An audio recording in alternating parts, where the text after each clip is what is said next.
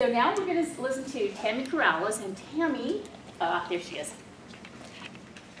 I've had the pleasure of working with Tammy for many, many years. Her bio is here.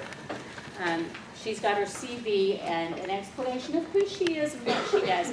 But what I like to say about Tammy is that in working with her, like Dr. Baker, and she's worked with Dr. Baker for years too, these modalities mesh. What they do actually meshes. And here a few years, I say a few years, more than that, years ago, the concept of equine-assisted therapy came out.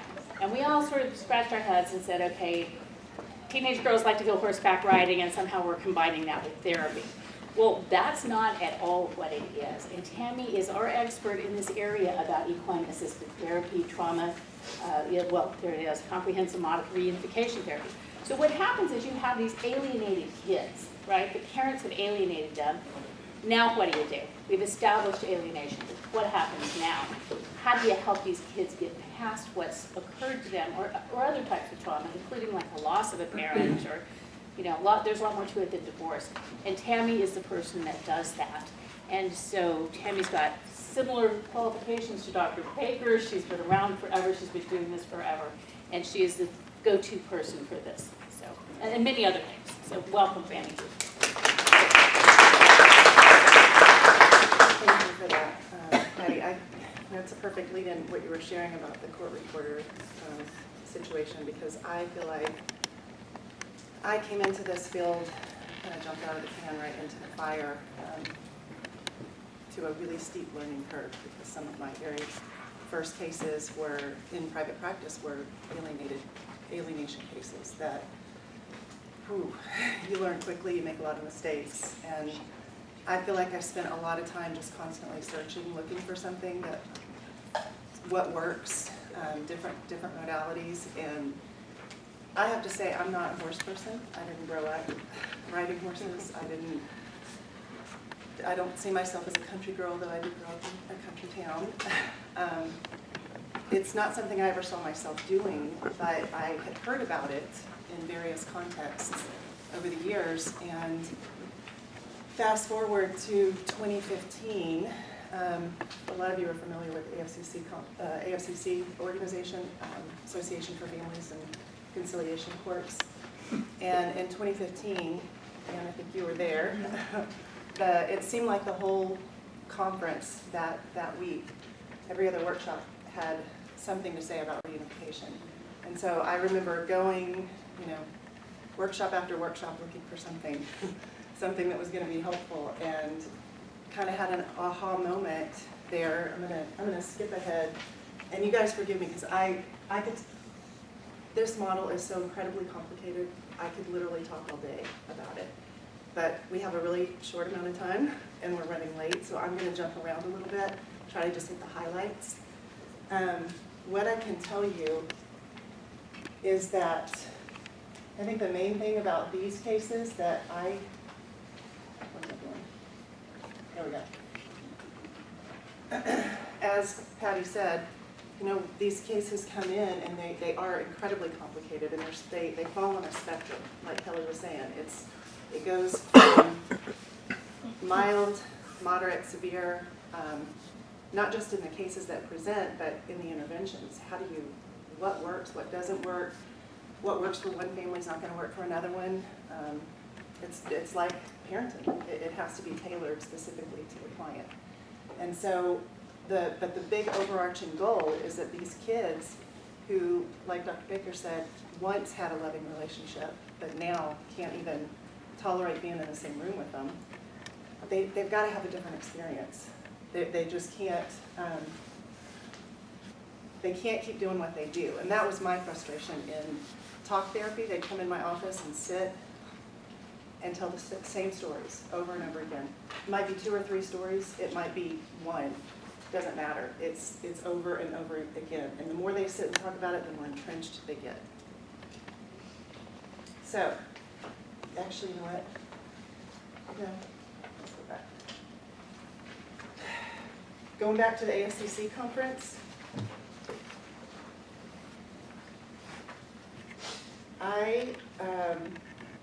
I heard a woman talk, Allison Jones was her name. She's a therapist out of Canada, and she was presenting a model called Families Forward. And she had identified these 5 components that Kelly actually talked about some of them here. 5 components that absolutely had to be a part of any model that works. I'm going to talk about them just briefly. Kelly already outlined some of it. The family systems approach, essentially what that means, how many of you are familiar with systems theory? Okay, a lot of you. Systems theory just says that there's multiple parts within a system, and a family functions as a system. Everybody's got a role to play. Think about your own family of origin. Who's the peacekeeper? Who's the funny one? Who's the distractor? Once those roles are established, the system works to maintain it. Okay, so they're entrenched, they're hard to change. So in the early years, I would get court orders specifying the child and the estranged parent.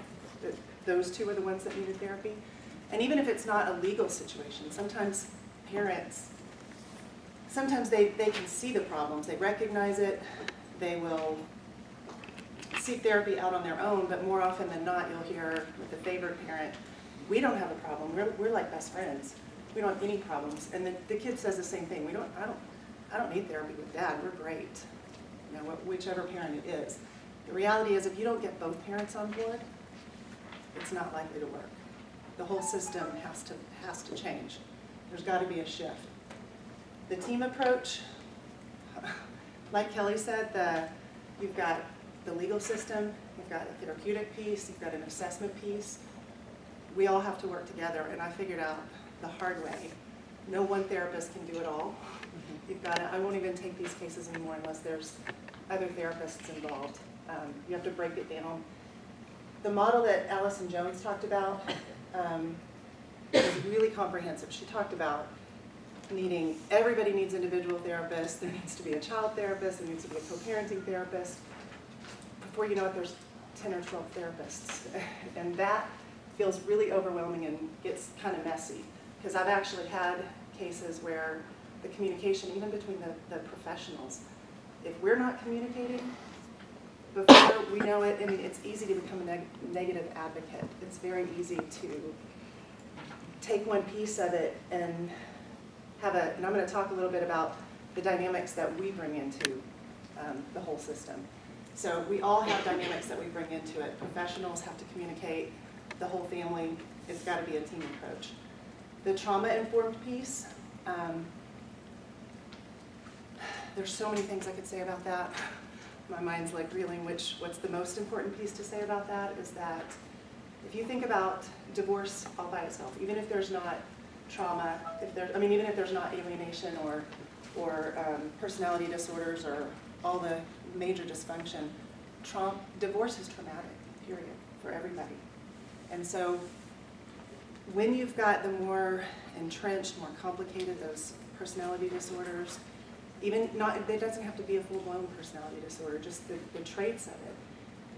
Personality disorders are a result of attachment wounds, which is traumatic. It's trauma. And it took me a few years in the very beginning to realize that that was the piece that helped make sense in what was happening with these families, how they got so entrenched and so polarized. It's related to the trauma. The experiential component is the piece that I did not have. That's the part, I think intuitively I knew. I officed for almost 10 years over by the St. Gabriel Park.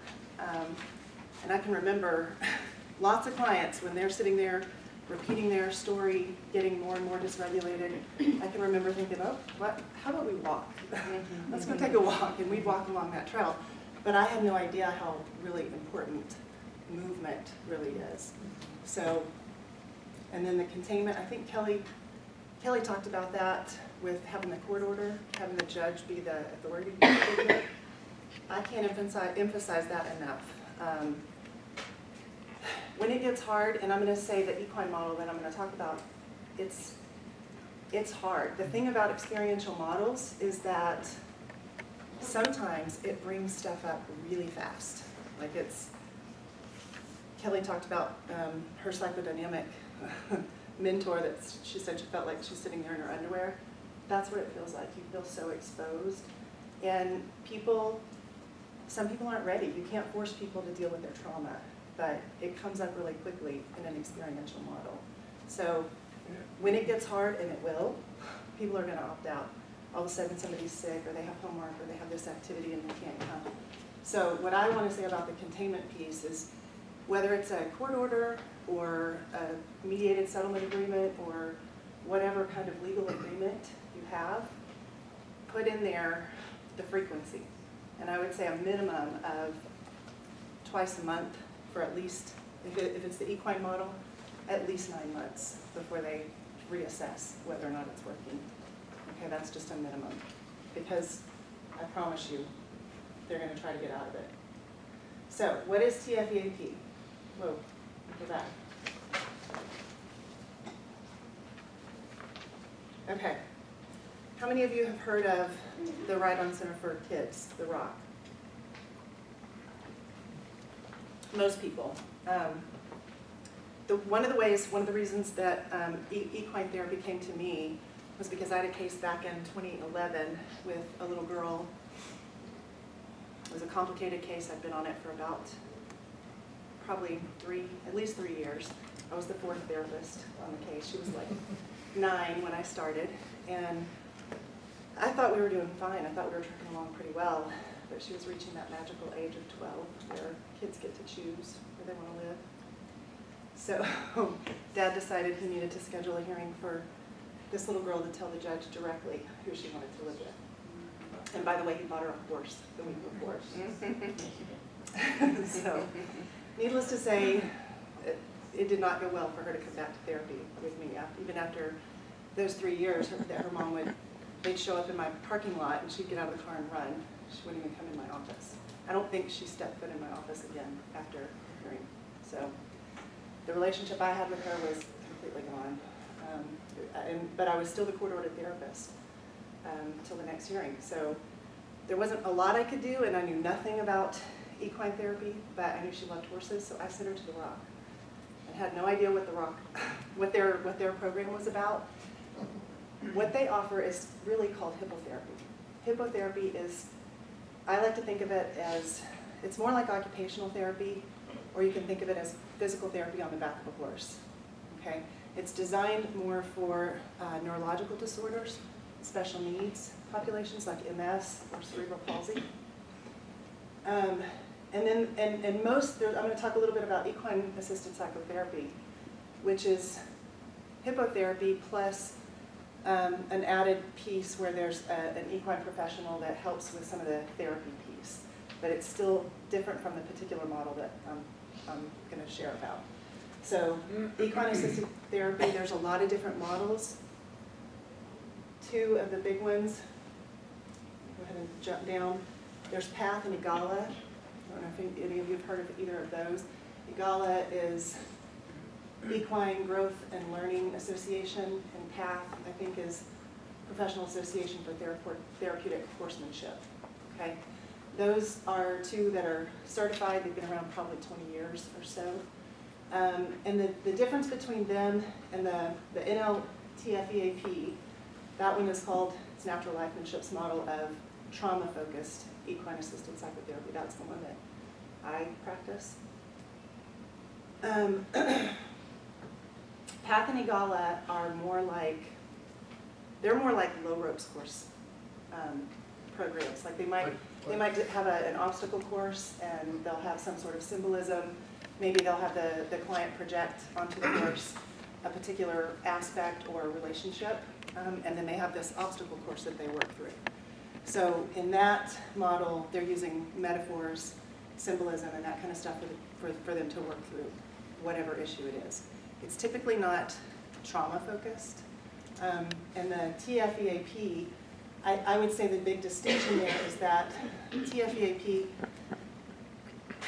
I put the NL on there because they call it natural lifemanship, because it's a purposeful play on words. It's rather than horsemanship. In horsemanship, there's still this sort of mindset that the horse is an animal and needs to be broken, needs to be needs to be led because we're the higher order thought person, the higher order being, so we need to control the horse. That's what horsemanship is about, controlling the horse and getting them to do various things. And in the natural livemanship model, the assumption is that a horse is an actual live being, just like a dog or any other kind of animal.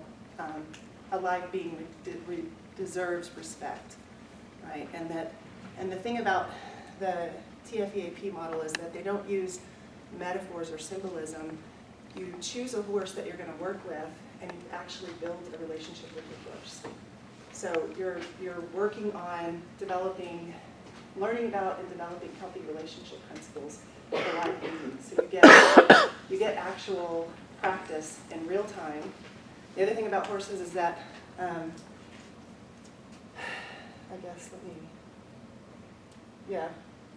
other thing about horses is that brain development, they say, I guess since the early 90s, we have been in the era of the brain, right? With the technology that we have now, we're able to study the brain in ways we've never been able to before. So what we know, one of the reasons why horses make such great partners in therapy is because their brains are structured, they're prey animals. So they spend their whole lives in survival mode, right? So the structure of their brain looks an awful lot like a traumatized human brain. What we know is that, and so all these people over here on the left, Bruce Perry, Besser Vander Kolk, Frank Putnam, Karen Purvis, and Dan Siegel, some of them you guys may know about. All of them are experts in the field. The first one, Bruce Perry, was really the first.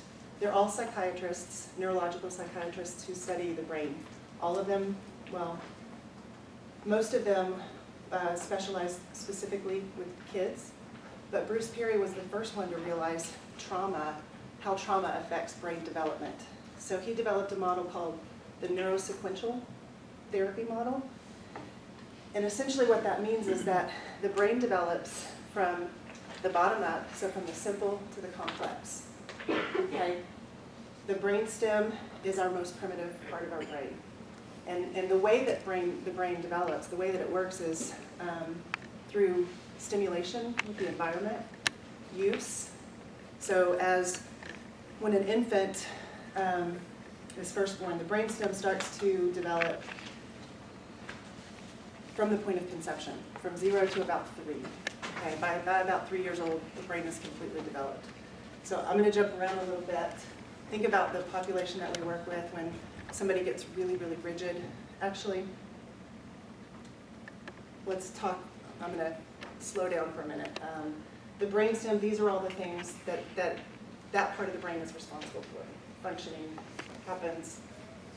You can see it's mostly survival mode, right? It's all the things too that happen without our permission or without us telling it to happen.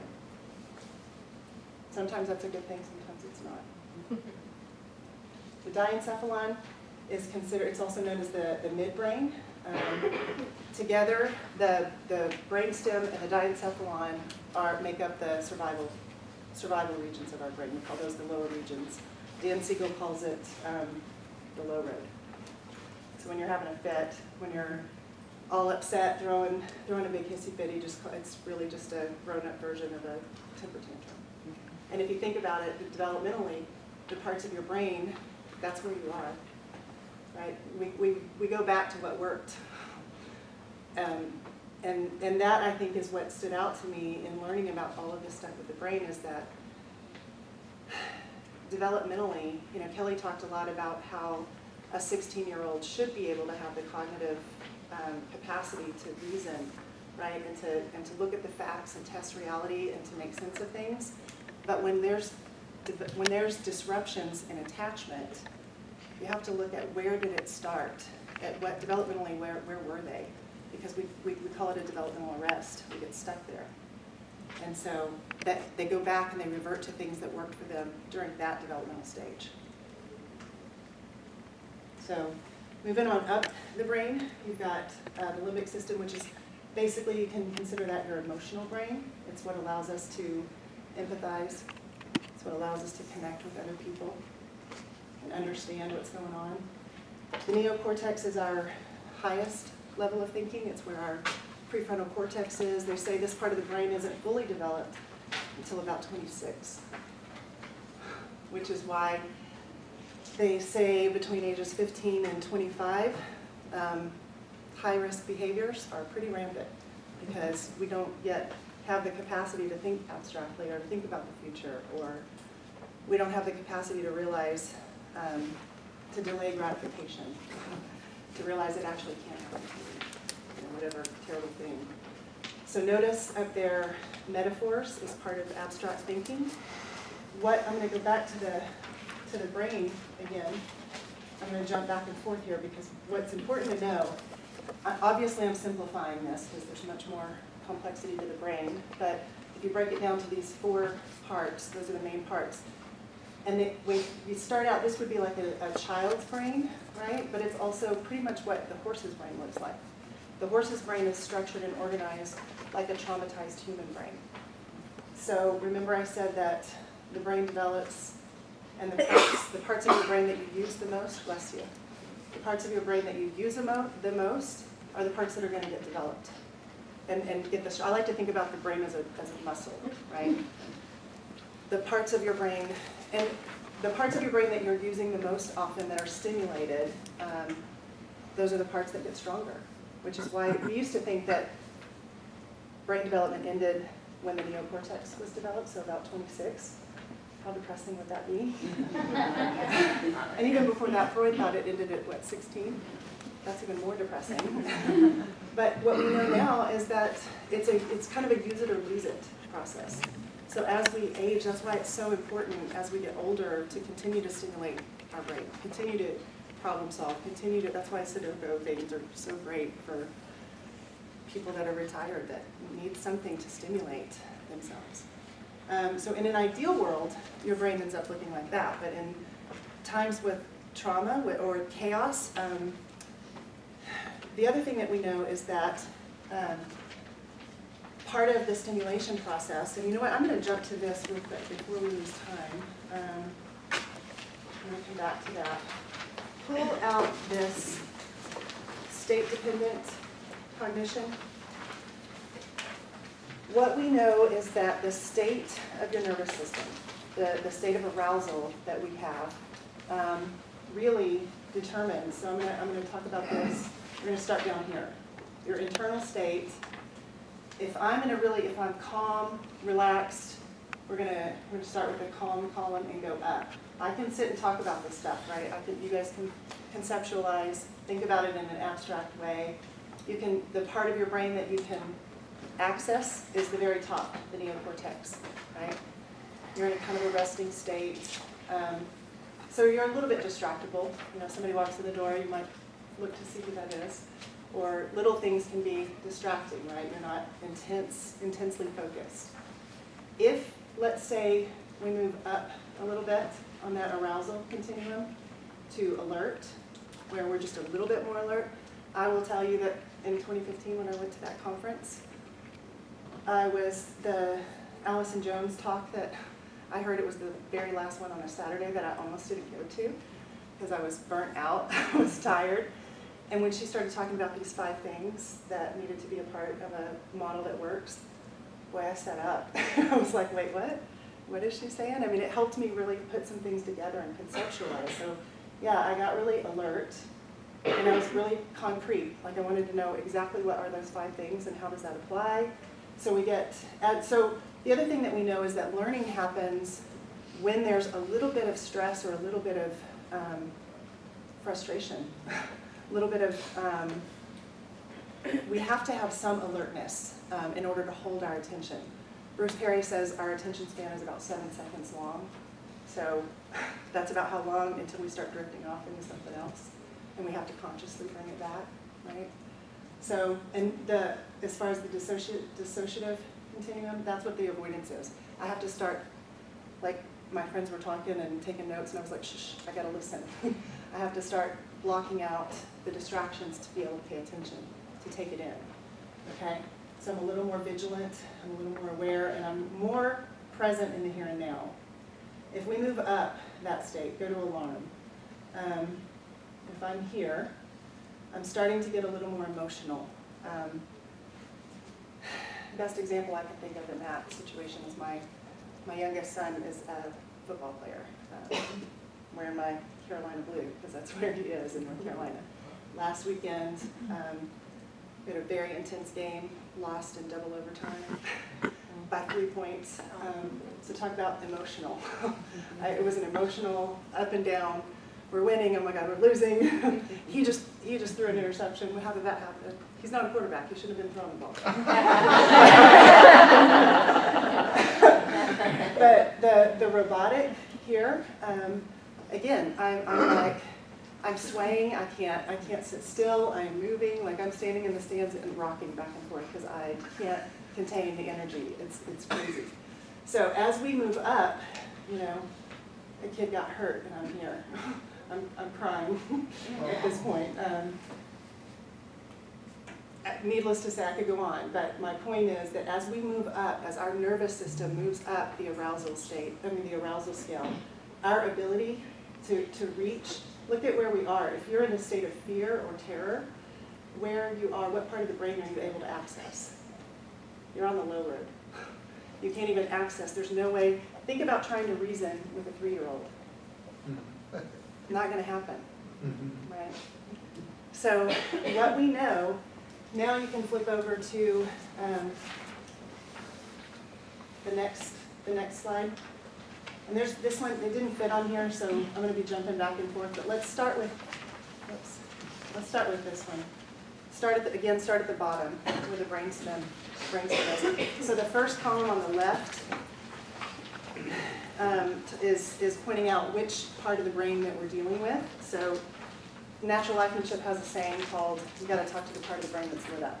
So if somebody's in the low road of their brain, you got to talk to the low road, the lower regions of the brain. And how do you do that? Looking at so the first column is which part of the brain we're dealing with. The input-output is what activates that part of the brain. So if they're way down in the sensory, I mean, sometimes smell is really huge. I don't know about it. It can be something really positive. You know, the smell of bread takes me back to homemade bread. Takes me back to my really early years with my grandmother back in Utah. The bread that she would cook. Sensory input will take us. It's the same thing. Think about songs, music. It can take you somewhere so quickly. So that's the kind of thing that is going to talk to that part of the brain. So movement, brainstem, 0 to 3 years. When it comes to strategies, we talk about regulation or dysregulation. When somebody's dysregulated, they're in the lower regions of their brain. They can't access the higher regions. And so what they need is movement, the walking. That was something, again, I stumbled on that, but use it every day in this model. And if they're on the back of the horse, the walking of the horse, it's not just movement, it's patterned, rhythmic, predictable motion. That's what soothes the brain. That's why music is so helpful. There's passive regulation and there's active regulation. Passive regulation is when somebody else is creating the movement for you. So sometimes if I'm talking to somebody and they're really upset, I just find myself moving, or I have a little pendulum on in my office, I have a pendulum on the desk, and just kind of tap it and let it move. And it's helpful, even because we do take in information in our peripheral vision. We don't have to be looking directly at it. Seeing pattern, predictable movement is soothing. Or playing music in the background softly. Active movement, active regulation is when, by the time somebody's able to walk themselves, if they're willing to walk, they're moving up in the diencephalon. They're on up into the midbrain area. If, while we're walking, if they're able to start talking, they're able to start, if they're able to start talking, and maybe identifying some of their emotions, what upset them so much. You know, they're moving up into the higher regions of their brain. They're able to connect with me. They're able to tell me what's happening. And then if they're really getting more regulated, they're able to reach the highest part of their brain, where they can actually start problem solving. Okay, so again, the strategies, that third column is just telling you what kinds of things we can do to help get people into whatever region of the brain that we need to access. So you can see the very top of the line here is top-down regulation. We can't override the primitive parts of our brain unless we're regulated, unless our nervous system is regulated enough. I heard a talk last week, and the guy said it was about the technical world that we live in and how do we manage this stuff. And he said that like if getting a text message, if it's not even your phone, somebody has a notification that goes off in the room. It could be a room this big, it doesn't matter. If somebody's phone goes off, the pull that we have to check our own phone. He says that, you know, what happens is this technology has tapped into the same brain centers that where dopamine is released. And so it's not necessarily the active, it's not like an addiction, it's the pull, like it creates an itch that we gotta scratch. And he says, you know, it taps into those centers that are part of our survival mode, and you're never gonna win a fight against your primitive brain. And I thought, whoa, that is pretty powerful. So again, going back to the population that we tend to work with, I kept getting these reunification cases that I kept feeling stuck about. So discovering this particular model where there's actually things that you can do and ways to recognize. It was just a way for me to recognize what's going on neurologically and through their nervous system, that is, if I'm trying to reason with somebody and they're down here in the low road, then there's a block there, and I'm never going to get there, and so who ends up being frustrated the most? And then I end up in the low road. So I really was just looking for something different. And as far as the therapeutic focus, this particular modality is really no different. Equine-assisted psychotherapy, our goals are still the same. We still want the kid to have a different experience with that parent, but it's got to start somewhere. Like Kelly was talking about, how vicious, how really full of hatred these kids can be, and how difficult it is to tolerate that process. And yes, sometimes there are, I'm not an always or never kind of person. So I'm hesitant to say there's never a pure case, but typically I don't come across pure alienation cases. There's always, nobody's a perfect parent. There's always something that we do to bring into it. And so, actually, I'm going to take a minute to go back. Has anybody ever heard of the drama triangle?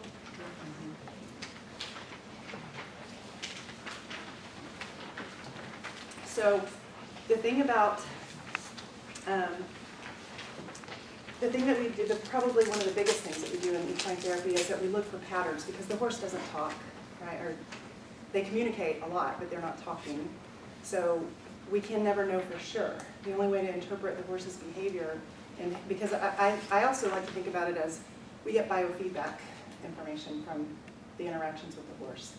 So horses, because their brain is structured like that of a traumatized human, when you're in a relationship with a horse, it feels energetically a whole lot like it does in a relationship with another human. So the thing is that horses are very pure in their behavior. They don't have an agenda. They're not pissed at you for something you did last session. They're able to be here in the moment and interact with you in such a pure way. And so it gives a really good opportunity for people, if they're open to it, to look at what they bring in to the relationship. Because we all have patterns. The way I like to think about this when I'm working with clients, I tell them about this particular drama triangle and say, at our least healthiest functioning, we all have a tendency to gravitate to one of those roles. Okay, think about it. us in the service industry, we have a tendency to gravitate to that rescuer, hero role. And the reality is that sometimes we play all three roles, sometimes in the same interaction, same conversation maybe. Because we have a tendency, when things are not going well, when we are getting down into the lower regions of our brain, we're susceptible to all of this. These are patterns, coping patterns, that we develop because of whatever our circumstances are. The brain is constantly adapting to accommodate and to function at its best in whatever environment it's in. So if you grew up in an environment, let's say with an emotionally unavailable parent, then you're going to function, maybe somebody's going to fill the role, somebody's going to be the maybe persecutor. It's also like the bully or the aggressor. Maybe one of the kids becomes the parentified child and is disciplining the sibling. There's lots of different ways that this can play out. But what we talk about is that if you can't recognize which role you're in, you can identify what you're feeling. Because inside the drama triangle, there's things like shame and blame, there's all or nothing thinking, there's entrenched behaviors, there's projection. You know, all the unhealthy dynamics are inside that triangle. So if you can recognize any of those, you can start to work yourself on to get out of that. And the things that are on the outside, when we're not functioning in one of those roles, you got healthy communication, healthy boundaries, personal responsibility, personal accountability, we've got honesty and integrity. All the things that we aspire for in healthy relationships are on the outside of that triangle. So the reality is, whatever your pattern is, whatever your tendency is, it's going to show up in your relationship with the horse. And sometimes we'll get somebody maybe that comes in and they have a tendency to be in the victim role. So they'll pick a horse and they'll truck along a few weeks into it, and all of a sudden the horse is just not respecting their boundaries and being a total bully, and guess what? They're back in that same role. So they want to pick a different horse because it's just a horse. And so sometimes it's helpful to let them choose another horse. And we go to the next horse, and sometimes it's 2 or 3 or 4 horses, but guess what? Same pattern shows up every time. So it's interesting to see that in this particular model, people have the opportunity to work through their trauma, because if there were hurtful interactions, often there were, whether it was their perception, whether it was their own memory, their own story, or somebody else's, it doesn't matter. They still feel it. That's the other thing, is the body doesn't know the difference between a memory. This is what happens in PTSD.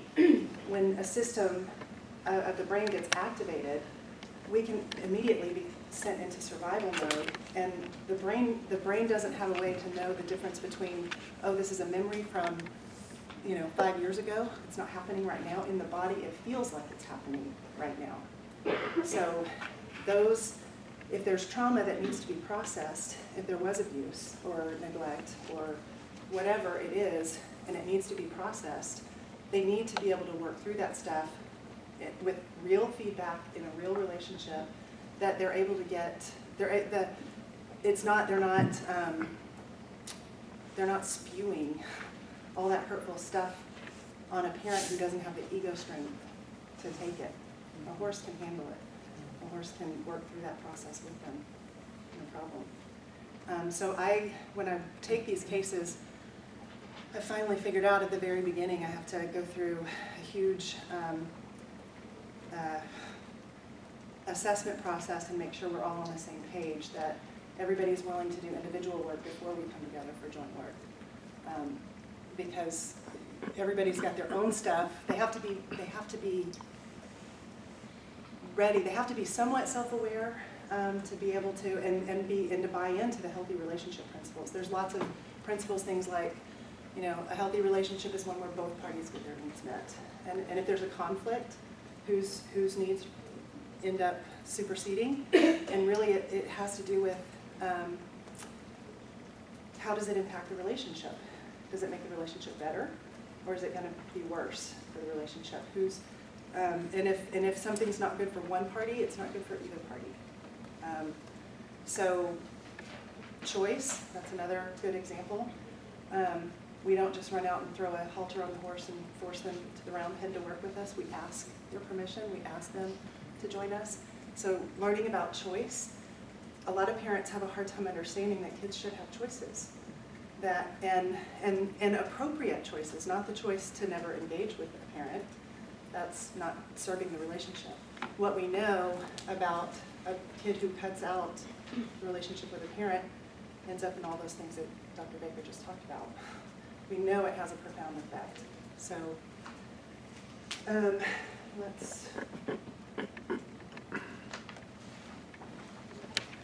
the thing that's really been cool for me is all of these. So these are the overarching goals. Of course, you have more specific ones with the family. So ideally, you start out with maybe there's only contact in the therapy process, and then they work their way out. They negotiate together to come up with outings that both parties feel good about, because the overarching goal is safety, emotional safety, physical safety. And the cool thing watching this process happen is that self-esteem goes so high. I mean, if you can manage to hold boundaries with a 1,200-pound animal, you can take on your parent and say, no, that's not okay with me. Or I should back up a little bit, because the problem with the over-empowered child, that gets addressed as well, because they start to try to bully the horse. They start to try and make unrealistic demands, and they're not going to win that one either. You can't force a horse to do anything that horse doesn't want to do. You could, but we're not going to allow that to happen.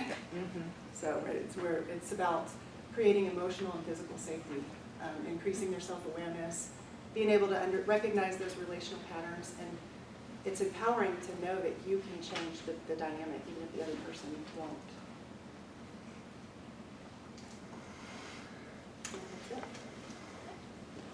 Tammy, I had a question. You were talking about the victim, well, I assume it's the victim mentality on that demand triangle, or whatever you call it, the drama triangle, where they're changing horses periodically. I'm guessing that the horses are sensing this maybe insecurity or something, and that's why they're not comfortable. They're sensing that, and so they're trying to buck them off or whatever. And so I'm wondering, does that help? Is that how you help that, say, that victim mentality to recognize that, or is that? Well, that's the thing. It's a little more complicated. Most of the work that we do, we don't do it on the back of the horse. That is more along the lines of the hypnotherapy. Okay. The majority of the work that we do have that component, but we call it rhythmic riding. And before we ever get on the back of the horse, they have to develop.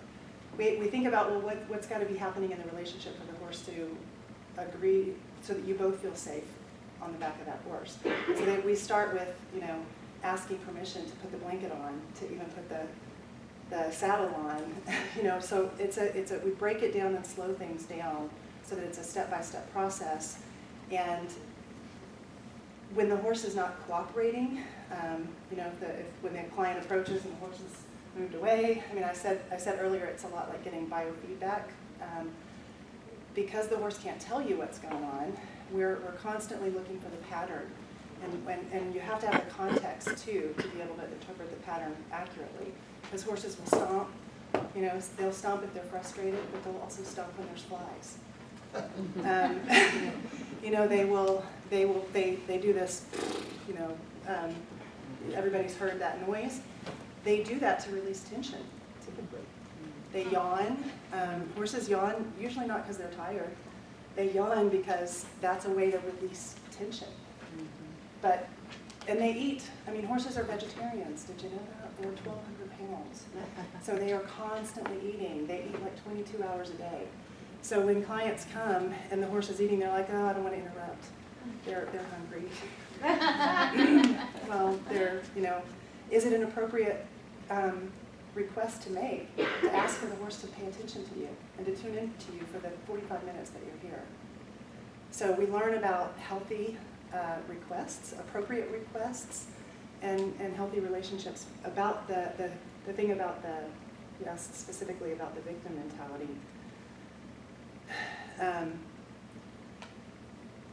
sometimes people just even making a request is the hardest part. Sometimes that, just being able to get to the place where they can speak up and ask for what they need, that might be all of the therapy that we need, right? That may be the thing. I had a client when I first started doing this, and she loves horses. And she's somebody that I had worked with before, several years before that, and she called me after I had started working with horses, and I told her I was doing it. She got so excited, wants to come. She was so thrilled because the first week we go around and meet all the horses. At the time I was at a place that had 26 horses. We met a ton of horses, so too many choices. But the next week she shows up and she wouldn't get out of her car. She's in her car and she's crying. And I'm like, what is going on? I go over, I'm like tapping on the window, and she finally opens the door and she's just, all upset. And I'm like, what? She's like, I can't eat you. I just want you to tell me which horse. Which one should I choose? I'm like, what? She had spent the whole week researching on the website every horse. And her husband had told her which horse she needed. But she wanted to know which horse I thought she wanted. And so that's another piece of it that is frustrating for a lot of people, because we don't, if I tell you what you need or which horse is going to work for you, then I'm dictating for you, and that's not helpful. And so we don't give people the answers. So this model is not, I'm going to tell you, it's not an easy model. It's hard. And so the therapeutic relationship, sometimes we do have to start and work in the office and build a pretty solid relationship before they can tolerate, because it's also embarrassing as all get out. Standing there trying to get the horse to look at you, and you don't know what to do. I mean, it's everything.